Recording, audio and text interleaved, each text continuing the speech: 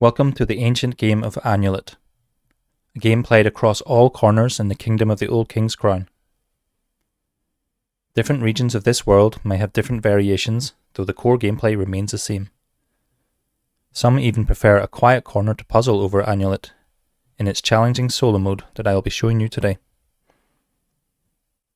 In this mode, the aim is to achieve 70 or more crowns, whilst overcoming challenges in your selected challenge rating. To do this, you draft cards from the active row of the river and use them to form poker-style sets, making use of tail cards as unique modifiers, as well as annulets to overcome challenges to help you on your way to 70 crowns. Before I begin, I just want to point out that this is a public preview available on Tabletop Simulator, and all art and rules are not yet finalised. I'll have a link to the TTS mod in the description. So let's have a look at how you play Annulet in solo mode. On your turn, the first thing you must do is acquire 2 cards from the active row of the river. Take 2 cards and move them into your supply. If you acquire an Annulet card, move it to your scored pile and gain 1 stone. Annulets in your scored pile are worth 1 crown each at the end of the game.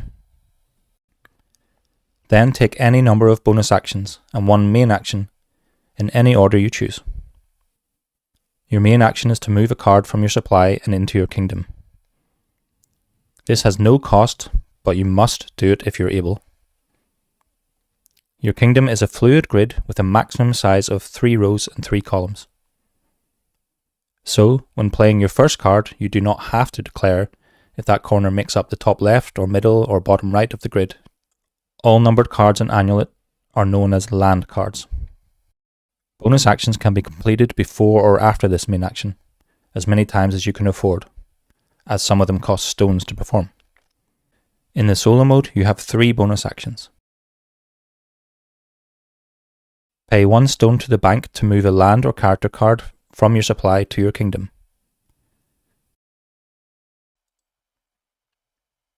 This second land card can also go anywhere within your fluid 3x3 kingdom grid.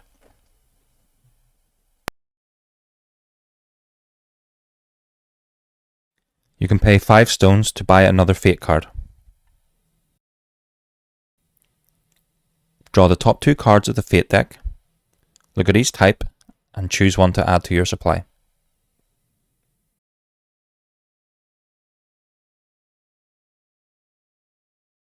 Or you can play a fate card as a bonus action at no cost. Fate cards can be played to trigger one of 3 different special abilities. There are 3 types of fate cards in Annulet, represented by the symbols on the cards. The fish grant the seize ability. In solo, this is where you acquire the remaining card in the river that would otherwise be banished from the game.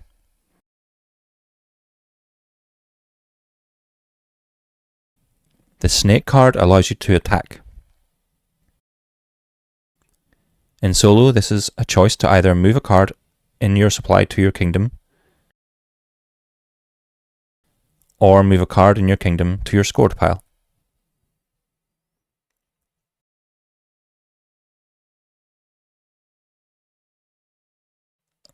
And lastly, the sundial lets you summon. This is where you can play the sundial fate card into your kingdom, where it will act as a land card of any number in suit, or it can be played as one of 3 character cards. There can only be 1 summoned fate in your kingdom at any given time, and you only need to declare its number, suit, or type when scoring sets. Any unused fates in your supply at the end of the game count as 1 Annulet towards endgame scoring. In the Annulet deck, there are a number of character cards, each with their own ability.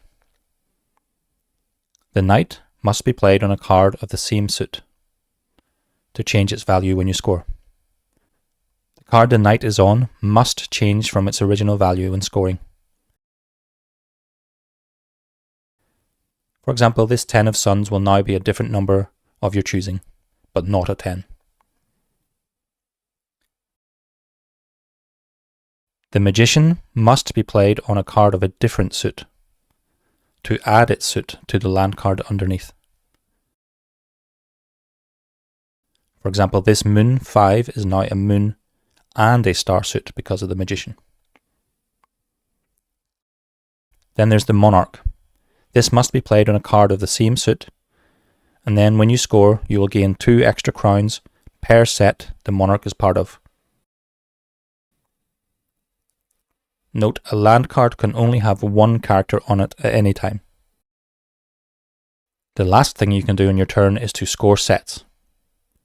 You may score as many sets as you want to on your turn, including not scoring any. You gain a stone for every set that you do score. There are 4 regular set types in the game, made up of a combination of 3 land cards. A flush, where every card is the same suit but not in sequential order. This is worth 1 crown. A straight, where every card is sequential but they are not all the same suit. This is worth 2 crowns. A 3 of a kind, where the numbers are all the same and they can be in any suit. This is worth 3 crowns. Then finally there is a straight flush, where every card is sequential and they are all the same suit. This is worth 5 crowns. You can score sets of 3 cards vertically, horizontally, and diagonally in any direction. In this example, we have a 3 of a kind, as all 3 land cards are the same number. We gain 3 crowns for this. Then we have a flush in the sun's suit. Note the numbers here are not in sequential order, and so we gain 1 crown for this. Next we have a straight flush, as there is a 2, 3 and 4 in the moon suit in sequential order. This is worth 5 crowns. And diagonally here we just have a straight, as the numbers are sequential but they are not all the same suit. This scores 2 crowns. Because we scored 1, 2, 3, 4 sets here, we also gain 4 stones.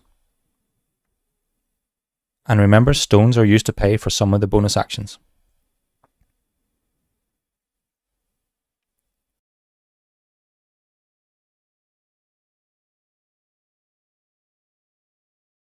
Once you've scored, move all scored cards to your scored pile.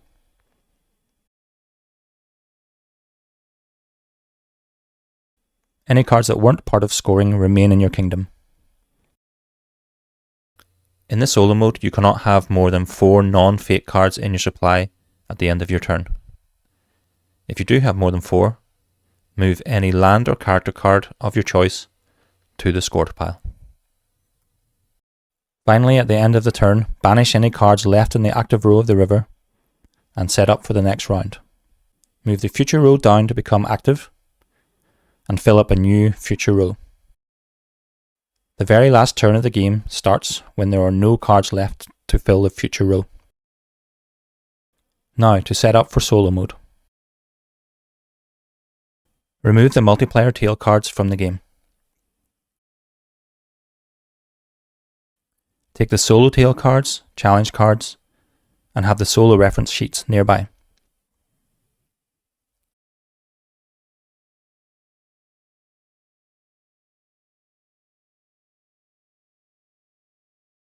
Next, choose a solo difficulty. There is beginner, challenging, and expert. Each difficulty has a starting challenge rating and a total challenge rating. The starting rating means the difficulty of the first challenge card that you must draw. So for beginner, you would draw a 1 rated challenge. Then, because beginner has a difficulty total of 4, you can draw any number of challenges to make up the remaining difficulty. You may also choose not to draw any further challenges. For example, if you think the challenge is suitable enough, for each rating point you do not draw, you must take 10 points away from your score threshold. So if you only drew challenges worth a total of 3 rating, you would need to score 80 crowns or more instead of the regular 70. So in this beginner game, I will shuffle until there is a 1 rated challenge available.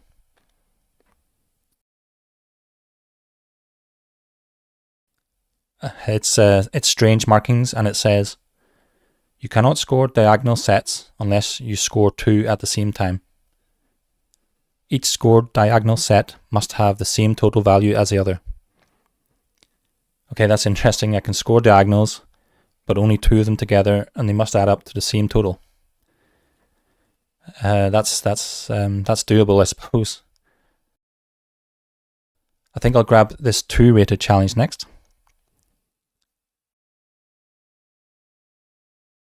Okay, we have missing gold. And it says, if you have less than 8 Annulet cards in your scored pile at the end of the game, each Annulet in your scored pile is worth -2 crowns. Okay, that's tricky. That means I have to acquire every Annulet then, or have enough fates left over to cover the missing ones. Okay, seeing as there's another 1-rated challenge here, let's grab it for the 4 total we need. And this one is heavy as lead. And it states, when scoring, gain 1 less stone from the total amount of stone you receive. You may never gain more than 5 stone when scoring. Oh, that's nasty. That means if I scored 3 sets, I'd only get 2 stones instead of 3. That could be annoying for the cost of bonus actions. But yeah, that's our challenges for today. Next, we shuffle the 30 solo tail cards and draw 4 of them, and we keep 2. Let's see what we get. Okay, first is Seeing Songs. Fate cards cost -1 stone to acquire. So normally costs 5, which means it costs 4. Additionally, you may pay 2 crowns to reduce the cost by a further 2 stones. Alright, that could be quite useful to combat heavy as lead. Next then is Summer Hall. At the end of the game, gain 1 crown for each character card in your scored pile. Okay, nice. That would be extra crowns towards the 70 total needed, which is really good, as long as we get character cards scored. Now, if you use a fate as a character card, it doesn't count towards that endgame scoring. What's next then? Reforged Rings. Oh, that's a really good one. Whenever an Annulet is banished, gain 4 crowns. So you could keep banishing Annulets and gain 4 crowns immediately for that. So it's an excellent revenue resource there. Maybe not so good because of missing gold, which requires us to score all Annulets. So we can't really banish them. Okay. Finally, we have A Prince's Game. Anyone who's played the recommended starter tales in multiplayer would be familiar with this one. It says, whenever you score a set, if the total value of the land scored is 21 or more, gain an additional 2 crowns. Okay, decisions then. We've got to keep 2 of these. I feel like Seeing Songs is a must to allow us to spend less stones, as that challenge, what's it called? Heavy as lead, means we don't get any... Yeah, we get less stones, so yeah, let's go for Seeing Songs. Summer Hall, the boost from getting crowns for character cards is good. Reinforced Rings, well, we really need all the Annulets, so we couldn't really banish them enough to make that worth it. So I'd say it's between Summer Hall and Prince's Game. Some of you may have seen Prince's Game already, so okay. I think I'll go Summer Hall and try and get a whole bunch of character cards and get a nice boost of crowns at the end. We'll see anyway. The next thing to do is to draw your starting fate cards. To do this, shuffle the fate deck and draw 5 cards.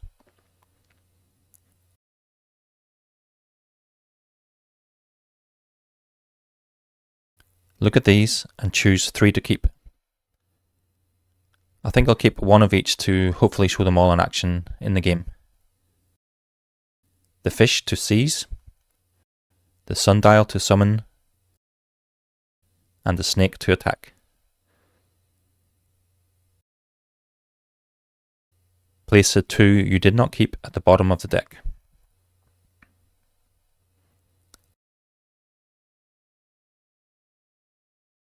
Next, draw 3 stones to begin the game with as well.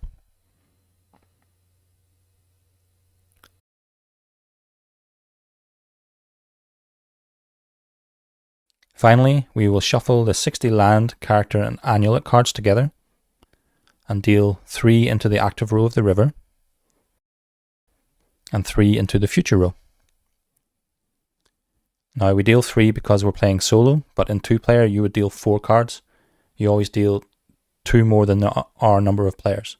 So 5 for 3-player, 6 for 4-player. And that's us set up, ready for a game. Let's go. Okay, here we go with Annulet solo playthrough then. What I've done is I've removed the multiplayer references and moved the crowns and the stone just nearby, a little bit easier to get to. Then we have the challenges that we're facing and the tales that are in play as well. Here will be our supply. We've got our stones and our fates drawn, and we'll play cards into our kingdom in a rough, loose 3x3 grid in the middle here. This is the active row, and then we have the future row here. So of course the first thing we have to do on our turn is to draw 2 cards from the active row. So what I'm going to take is the 1 of stars.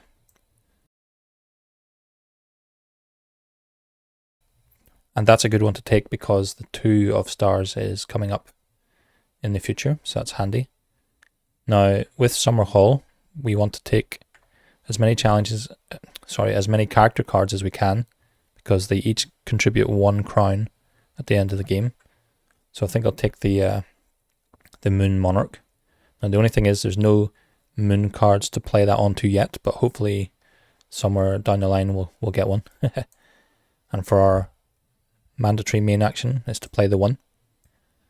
So yeah, the 1 can go anywhere in the 3x3 grid. It's pretty fluid at the moment with only 1 card. Of course, being a 1, it's likely to be at the start, so we'll just have it here on the left for now and see what happens. I'm going to banish the 3rd card of the row, that 9, and move all the future cards down to form a new active row and refill the future row. And we repeat that. There's 60 cards in the deck, which is perfectly divisible for 2, 3 and 4 player, and solo actually. And so we will be playing 20 rounds of the game. So the next thing to do is to draw another 2 cards. We'll definitely take the 2 of stars. Now this is decisions here. If we take the 2, we might be able to get something going with another sort of 1 and 2 in a grid, up and down, left and right. But the Monarch, being a character card, gives us a crown at the end, and 2 crowns per set it's a part of. So both are good. But what I can do, and I think I will, if I take the Monarch for now, I can spend a fish fate card, which is the seas card, and put it into, that'll be our scored pile here. And that means I can take the 3rd card of the active row. So we can get both of those, which I thought would be, both of those are useful. And then for our mandatory main action, play the card in there. Now one thing that's important is that I could put this anywhere in a grid, but I think it's fine here for now. It's important to point out that you can do your bonus actions before you do that mandatory move action, but it all has to be done after you draw.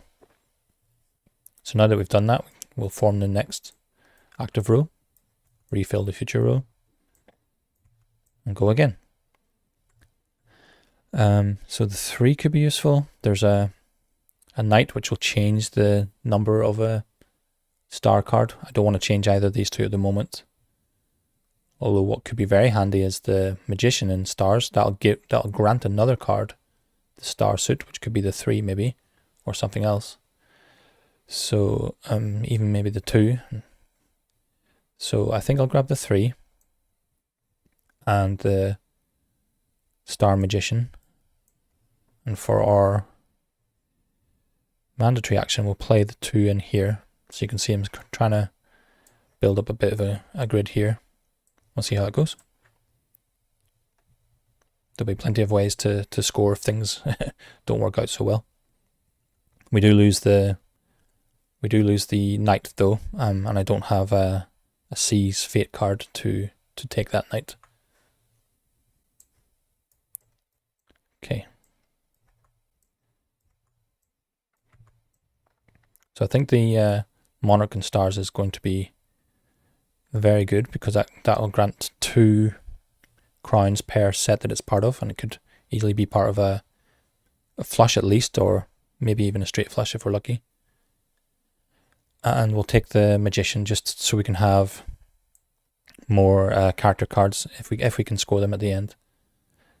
So for our main action, let's play the 3. There or there. Or there, I suppose. Let's go here. I don't want to be too overstretched, because if I did a 3 there, I would get a straight that way, but who knows, I might not be able to get anything that way, or even that way, or fill that. So let's try and play it a little bit safe. Now, as you can see, we have 5 cards in our supply. We can only have 4 at the end of the turn. It's not the end of the turn yet. So what I will do is pay a stone to play a card into the kingdom, and that'll keep us down at the 4 level. And what I'll do is I'll convert this 2 into a comet, because then there's a potential for a straight flush this way as well. So just move this grid a little bit, and there's 4 cards, and we lose the 8.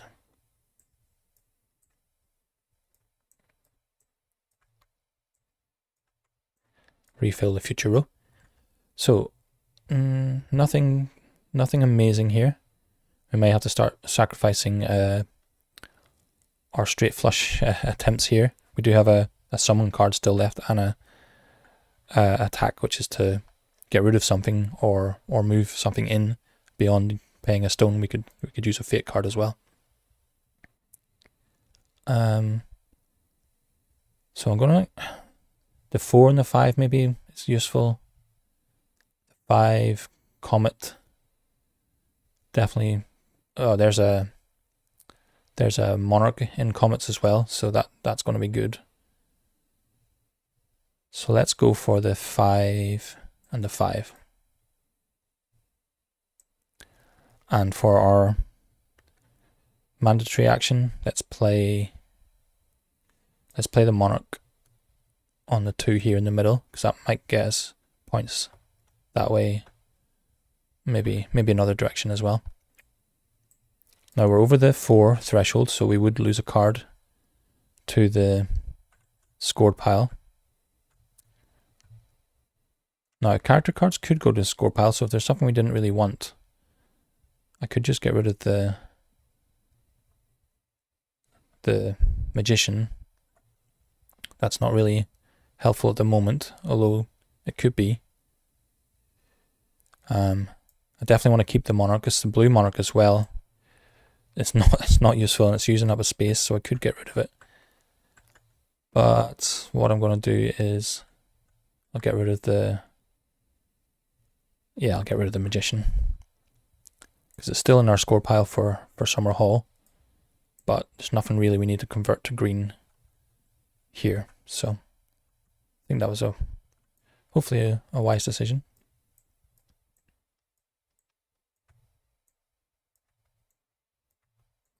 Okay, that's good. There's the 2 we need maybe for here, or underneath, I guess. But definitely want the Monarch for some bonus scoring.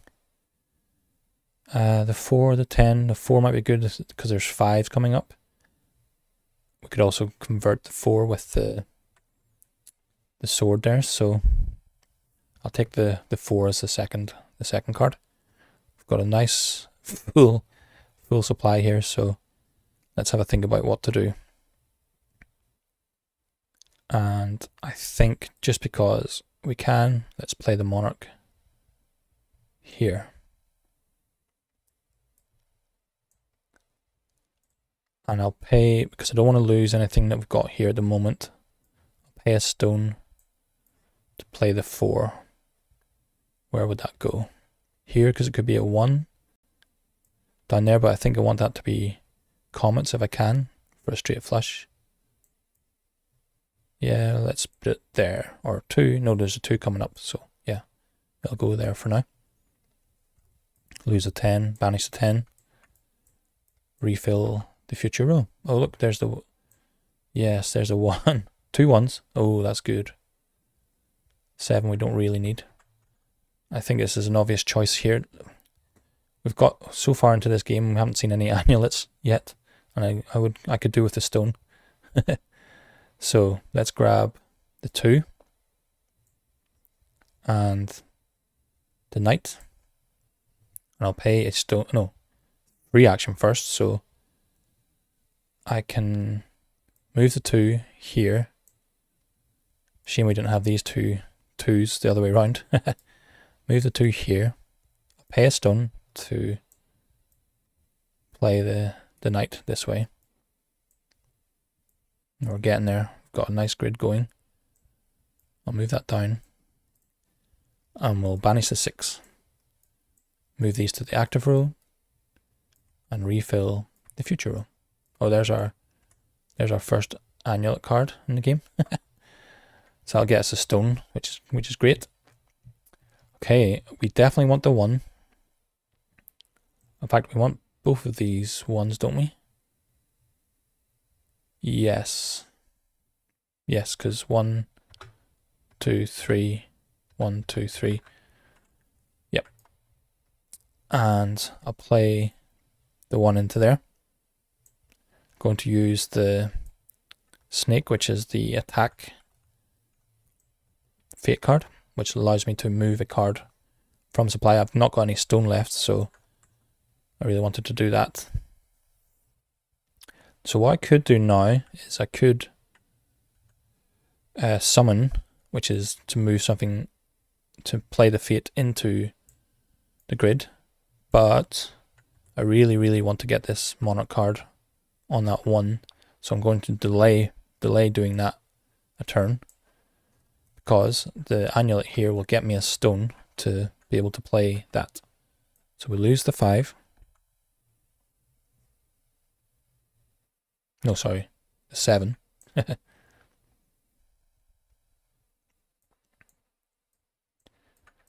And then let's take the Annulet. Now the Annulets are worth a point at the end of the game as well, or a crown I should say. But when you do acquire them, you get a stone. So there we go. And the second card to acquire, sword might be useful. I'll take the sword. So this is what we're going to do. For a free mandatory action, we'll play the monarch onto the 1 here. And then I'm going to summon, which is to play a card here. And I can call this any number and any suit. You can only have 1 summon card into your grid at any time, which is grand for this grid. And that'll be a straight flush in stars. Before I do anything else, I'm going to score this lot. So this is 3 1s, which is 3 of a kind, which is normally worth 3 stone, but because there's the monarch on there, it's actually worth 5 and a stone. Then we got a 3 of a kind of 2s, but a star monarch here, so that'll be worth 5 as well and a stone. And a couple of things are happening here. The knight is giving this sun card any number other than a 4, and I'm going to make it a 3. Then the 3 of comets has got a monarch on it, so it'll be worth 2 points as well. And then the summon card, I declare that as a 3 of stars. So this effectively becomes a 3 of a kind as well, with a monarch on it, worth another 5 points. So remember, that's 3 for the 3 of a kind and 2 points for the monarch. So yeah, we've got a straight this way, which is worth 2 points, but the monarch's on there, so it's actually 4. 1, 2, 3, 4. And a stone. Now, just as a reminder, we do have heavy as lead. When scoring, gain 1 less stone from the total. and you may never gain more than 5. So this is effectively a full grid, but I'm only going to get 5 stone from it. I've drawn 4 already. Here we have a straight flush, and that's because there's the 1 of comets, the 2 of suns, but it's been granted the comet suit as well, and the 3 of comets with the monarch on it. So that's worth 5 for the straight flush and 2 for the monarch, plus a stone. Now that's, I said, the limit for stone, 5 stone. So no other things we score here is going to be stone worthy. So this is a straight flush of 1 star, 2 star, and 3 of stars, I'm calling this, and the monarch is here. So that's worth 7 points as well. Really, really nice. So you can see these monarchs are really powerful, scoring them in any direction that they exist. And then we'll do the diagonal. So 1, 2, 3, that's a straight, because this is a 3 of stars, not a sun.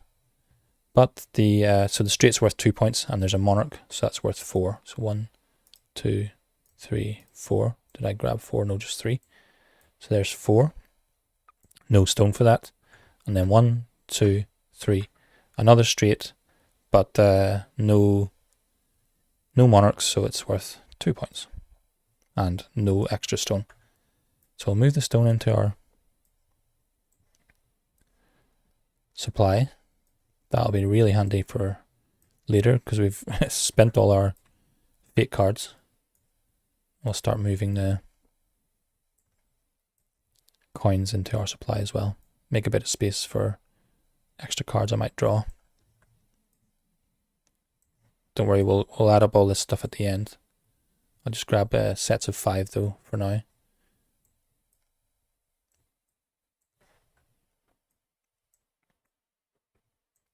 Remember, we have to get 70 crowns to pass in solo. And there's 4. 1, 2, 3, 4. Anything we scored, which is everything actually, is we group together and put in our scored pile. And that we check to see if there's anything more than 4 in our supply. There isn't. So same as before, we just banish the last card in the river and draw into another round. That was a bit of a whirlwind grid, a big scoring one as well. I'm not sure what to do next, but one thing I am sure of is I do want this Annulet. So I'll bring that in for 1 stone. And then maybe, look, we've got the night and comets, but we've also got 5 of comets here as well. So the 4 and the 5 might be useful. So let's do 4, and instead of spending a stone to move things in to the grid yet, I'm not sure what's next. So what I'll do is I'll spend 4, because with, is it Seeing Songs? Yeah, fate cards cost 1 less stone, they're normally 5, so I'll spend 4. And what you do here is you look at the top 2. So we've got the attack and another attack, so decision made. We'll grab the attack. Yeah, that might be handy though, because we can start clearing some stuff down. And we don't have to spend stone then, we can spend the fate card instead. But I'll not do that just yet. We'll see how it goes. I feel like there's not much Annulets coming out yet. Ooh. Okay, now we're on to something here. We've got an 8 and a 9. 8 and a 9. We've got 5s though as well. Lots of stuff. We still want to get this moon card played somewhere, and there is a moon. So we do have 5, 5, 5. So yeah, let's do it. Let's take the 5. And maybe the 8. And for a free mandatory action, we'll play the 5 in. The 5 of comets. Then we'll also pay a stone to play the 5 of suns. Or no, the 5 of moons for now, because we can finally get that monarch scoring, hopefully. And we'll lose the 9.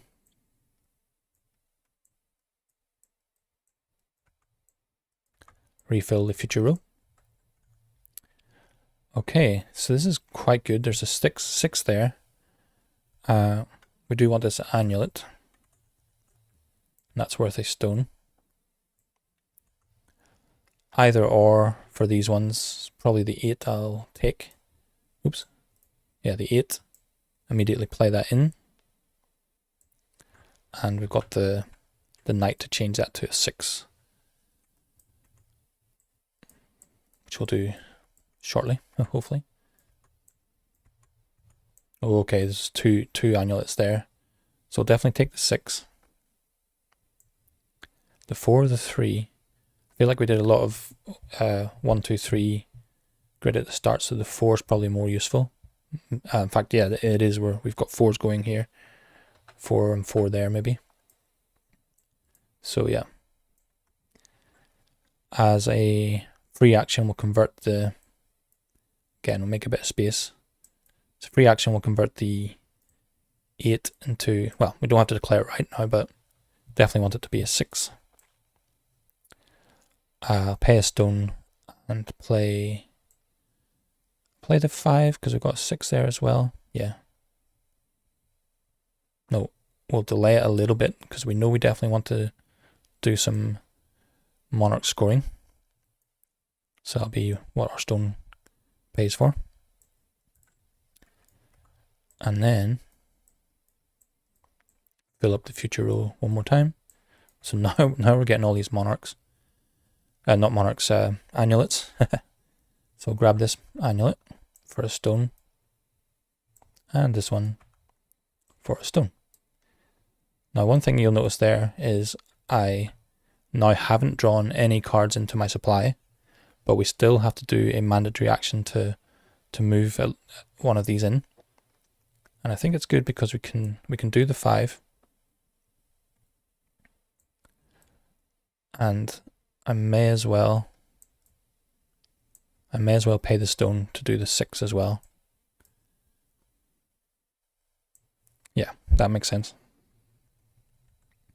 So we'll look for at least another 4. We've got one here. We'll see what comes up.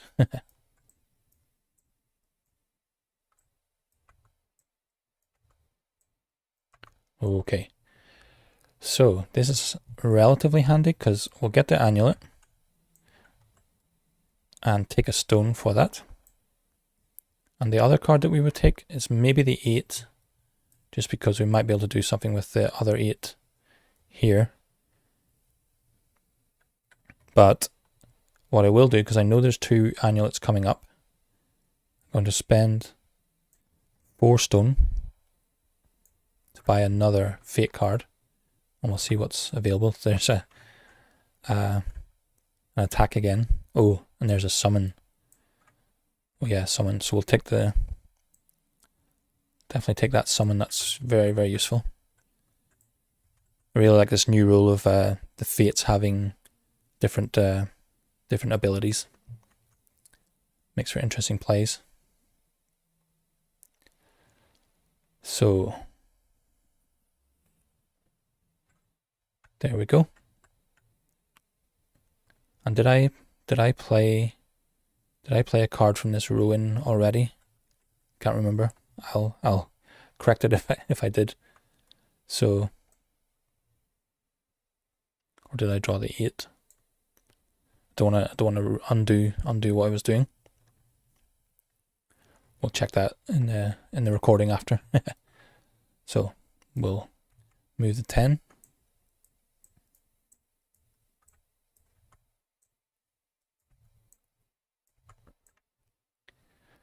And then I'll take 2 Annulets for 2 stone. And we do have to play something, so I'll play the 4. Bit of a shame we got the 5 here, which we're not making the stars straight flush. Or maybe I'll put this up here. No, I've definitely seen the 4 of suns before, so no point in doing that. Because we might be able to make a moon straight flush here. Okay, let's go.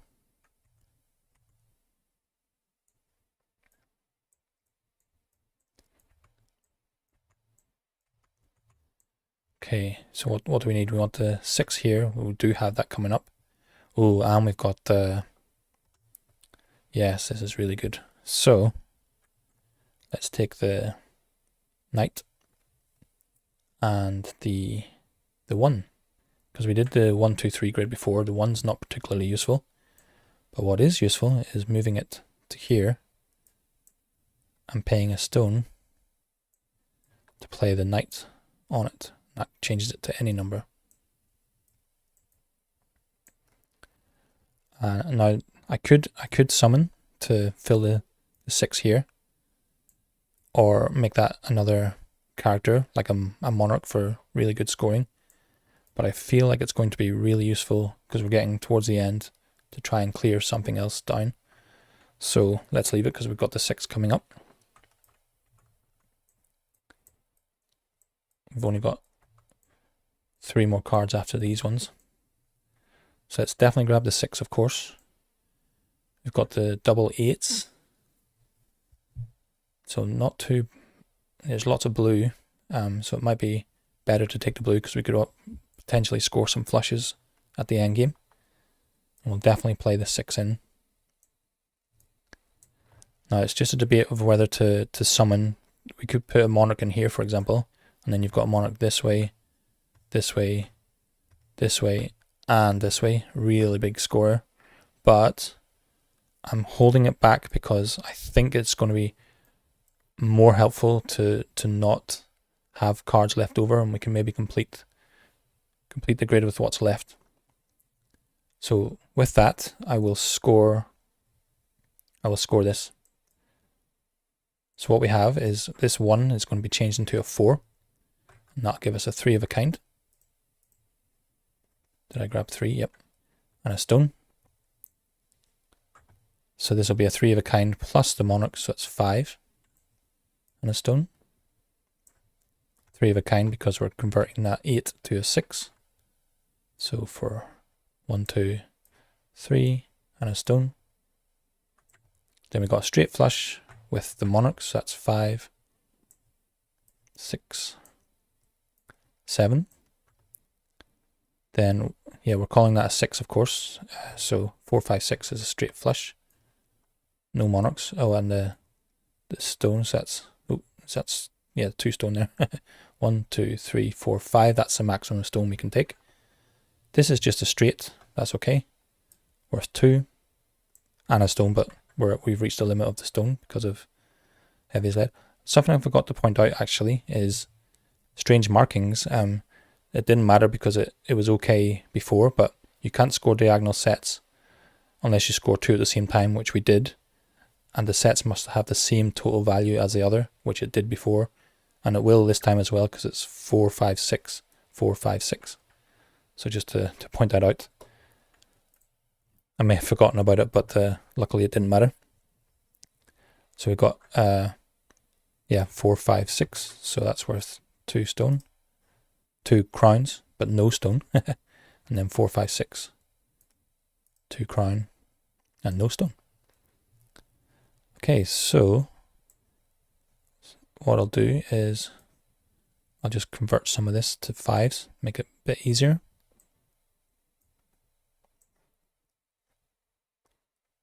One, 2, 3, 4, 5. 1, 2, 3, 4, 5. 1, 2, 3. 5, 5, 5. Plus plenty of stone. Not quite If you've completed a full grid, you would get 8 stone normally, but for strange markings preventing that. Do lose a 7, banish a 7, but that's okay. What you'll see now is our final 2 rows. Oh, and we score all these.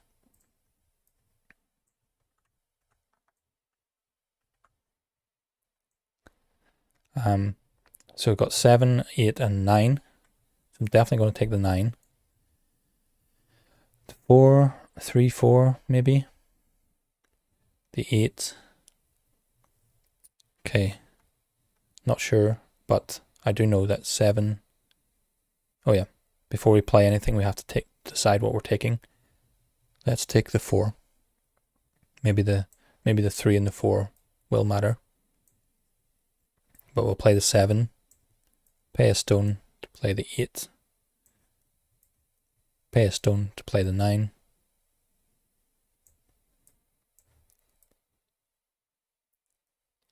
And then fairly safe thing to do maybe is to play the 8 for a stone as well. We'll lose a 10. And then we've got a choice here. So I think I'm going to take the Moon Magician and the Sun Magician. That might be a silly thing to do, but let's see. What I could do is pay a stone to play the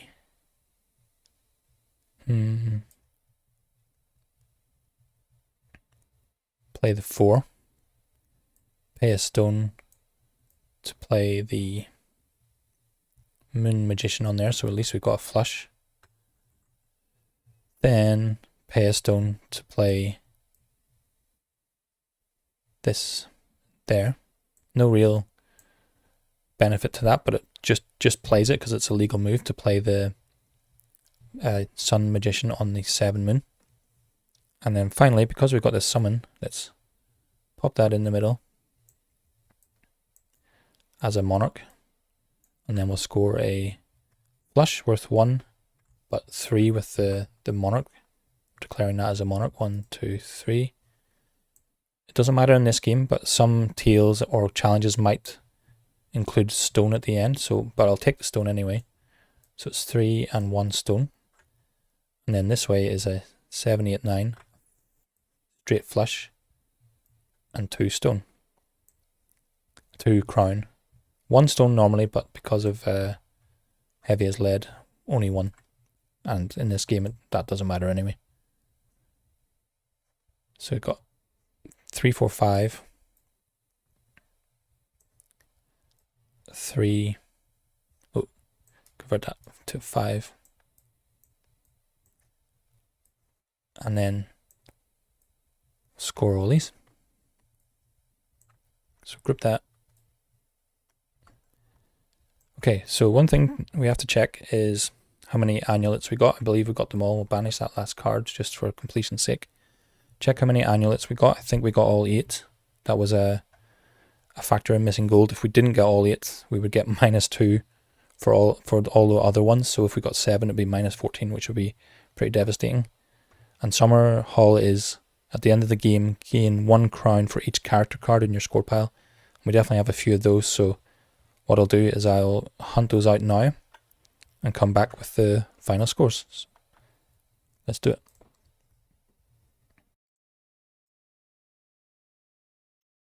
Okay, so we finished with 78 crowns from the game.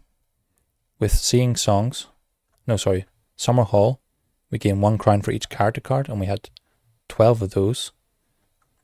And then finally you get 1 crown for every Annulet, or Leftover Fate, which we had 1 of.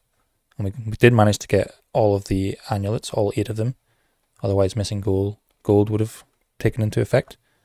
So that was worth 9 points for the 8 Annulets and the 1 Fate. So the total is 78 plus 12 plus 9, which is 99 crowns. And there we go, we have beaten the beginner difficulty. and we can move on to challenging difficulty next, where more stronger challenge cards await us.